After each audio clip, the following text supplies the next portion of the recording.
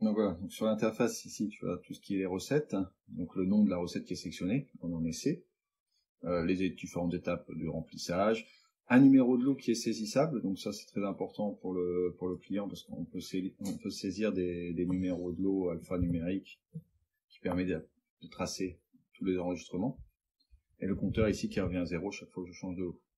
Okay. Ici savoir si notre machine est pleine, tout simplement.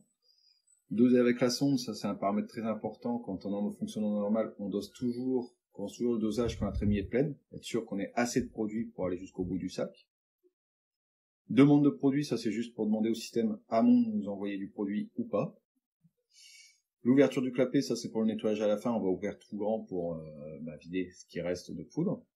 La suspension, c'est un bouton pause. En cycle de dosage, j'ai le moindre souci, le moindre problème, ou alors vraiment j'ai un doute sur quelque chose, et je peux me mettre en pause.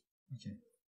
Le dévoûtage, c'est au cas où, si la trémie est pleine, on a certains produits, rien qu'en les laissant 10 minutes, un quart d'heure dans la trémie, eh bien ils se compactent, ils deviennent un peu plus compacts et ils coulent moins bien. Donc au démarrage du cycle, parfois ça coule pas bien si on a laissé traîner le produit 10 minutes, un quart d'heure dans la trémie. Donc avec ça, ce cycle-là, les pales vont faire des cycles de changer de sens pour casser les mottes. En fait. Le bouton abandon, c'est juste pour abandonner le cycle. Et ici, on a forcément le poids en permanence qui s'affiche. Donc là, je suis sur un poids brut. On vient de remplir un sac. Et donc, on va retarer. Ce poids va repasser à 0. On va passer en net ici à chaque démarrage de cycle. Ok.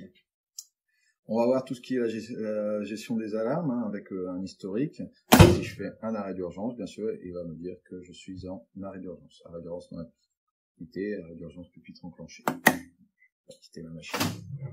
Voilà. Et j'ai un historique ici. Je vais quitter 2 fois sur cette machine-là. J'ai un historique ici qui permet de voir les alarmes à 30 jours. Ce qui s'est passé. Okay. Voilà. Tout ce qui est courbe, donc là c'est purement pour du réglage et du suivi. On va avoir tout ce qui est les courbes. Là je vais monter un peu la courbe du poids. Et ici après tout ce qui est les calculs de débit théorique, etc. ainsi que toutes ces courbes de suivi sont en fait pour notre logiciel Baron Dose. Ils sont purement pour le réglage de la machine au départ, et après la plupart du temps on ne se sert plus vraiment. On va avoir tout ce qui est la partie pupitre qui en fait ne comporte qu'une seule fonction sur une machine de base comme ça, c'est de se mettre en mode nettoyage.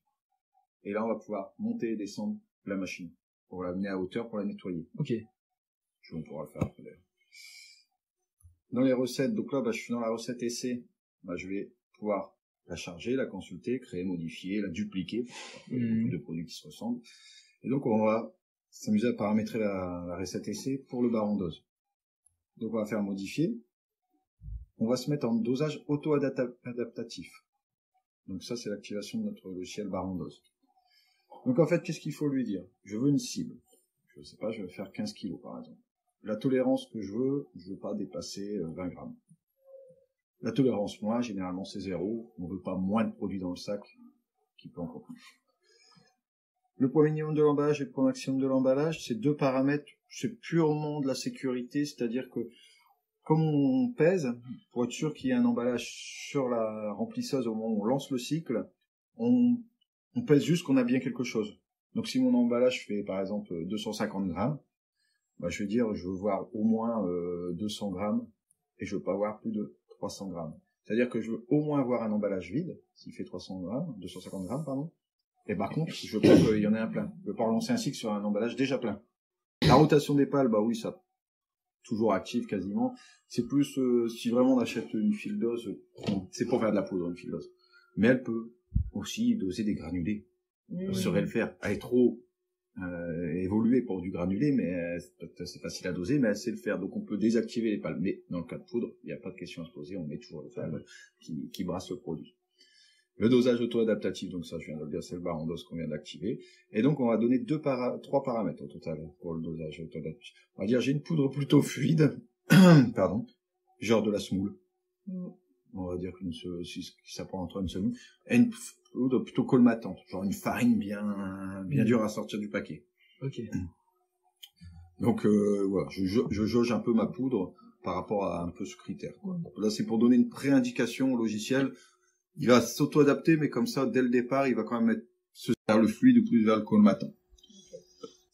On veut une précision de dosage de quel ordre? Alors, en fait, c'est assez simple, c'est que ça va jouer la vitesse. C'est-à-dire que si on veut être très précis, je veux précis, j'arrive pas à l'attraper, je dois avoir le doigt collant. Si je veux être précis, je me mets à 0, mais je vais être plus longtemps. Et si je veux être moins précis, je vais être beaucoup plus court en temps, mais forcément, je vais peut-être avoir des petites déviations. Donc, si on met 20 grammes ici, il faut pas mettre 10 là, c'est pas très cohérent en fait. Donc quand on parle de précis, peu précis, chez nous, il faut savoir qu'on parle plutôt dans un ordre de 50-60 grammes. Et la densité apparente, c'est une densité, donc on n'est pas à 0,1 près, mais je sais pas, mon produit fait 0,6 de densité apparente. Et voilà, j'enregistre. Donc ça, c'est mes seuls paramètres pour doser. Ok.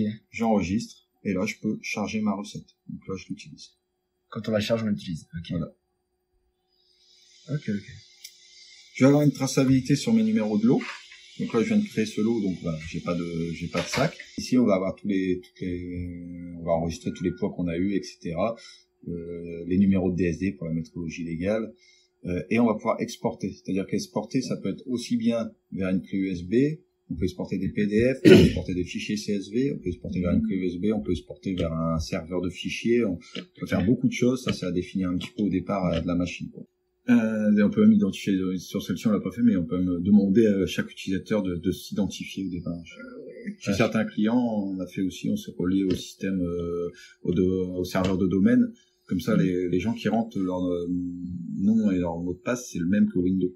C'est-à-dire que s'ils changent leur mot de passe sur Windows, ils changent leur mot de passe sur la machine aussi. Elle est connectée. C'est du panel PC, hein. C'est des Okay, PC, on est sous Windows, hein. Donc, on peut la connecter en réseau comme un PC, standard. Donc, ici, on a quelques paramètres de maintenance. Alors, désactiver la sonde. C'est juste quand on intervient, si on veut pas que ça vibre dans les oreilles. Parce que c'est une sonde de niveau, ce qu'on appelle la lame vibrante. C'est-à-dire qu'elle vibre et quand le produit vient, il empêche les lames de vibrer et donc on détecte qu'il y a du produit. Donc là, on désactive la sonde, c'est juste pour un petit bruit quand on veut démonter. C'est agréable, quoi, on va dire. Alors, on peut changer des mots de passe, parce qu'on a 3 niveaux de mots de passe. On a l'opérateur qui, lui, n'a pas le droit de paramétrer la machine, il peut juste charger des recettes. On a le niveau recette qui, lui, va régler les paramètres de machine. Donc, ici, dans les recettes, le niveau recette va pouvoir toucher à tous ces boutons. Et on a le dernier opérateur qui est le superviseur, qui est la maintenance, qui, eux, vont venir dans ces pages aussi ici. Ok. Donc, on va avoir un peu de paramètres avancés. Voilà, comme c'est une machine relativement simple, on va avoir quelques tempos, des choses comme ça. Et le répertoire d'envoi, c'est ce que je parlais tout à l'heure pour l'exporter. On peut définir un répertoire d'envoi par défaut vers lequel ça va aller. Ok. Les états des entrées-sorties, c'est plus pour du diagnostic. On va pouvoir tester un petit peu, voilà, si le bouton arrêt d'urgence, il marche bien. Ça, c'est plus pour les automaticiens. On peut pré-diagnostiquer et puis voir l'état des entrées automates, entrées-sorties automates. Ok. Donc ça, c'est pour du dépannage.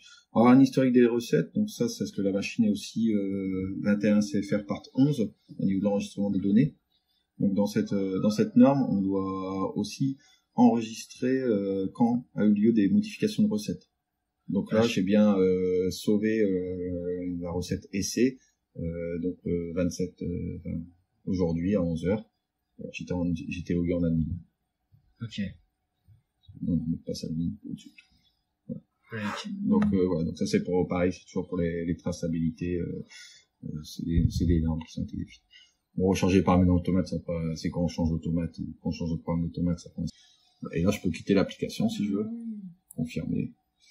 Et là, je reviens sur Windows. Donc là, on peut faire ce qu'on veut.